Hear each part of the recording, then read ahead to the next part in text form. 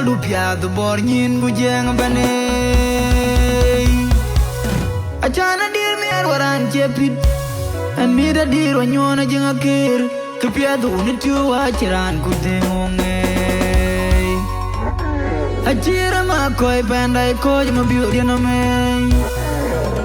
kutul jir ga bor tung den dung jaga ma mit gu koi dit dung ran dong we tinai amra yen yen ga deng wa mo bi nin ga ya ka pa bi ka ben kam chin kam abi panya ye na ja ke ora dile yo twen wa dile ko che na ba ga dile ne etiom jemel rin ga pya da ye junu ber pyon yam na jeng te ma jwong ga de ni ke wa mu pyo da chiri ak tol nong bor nyar wong jirin ga boden tiop quran kon nyar wong go ab tutung rit kon ko la malingare nang pagol abodi tikiri wong ngi pinga galam ku bi buktem ga wa wong ni ari che wo ga che ga galam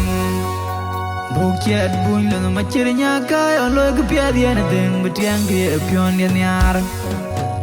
kulel na gok ku pa di wak to i de deng nom charan ma biur dio te jenin gar ya tu ji kete deng wong a je palien ge ni wo pyo du bo da ni rot kung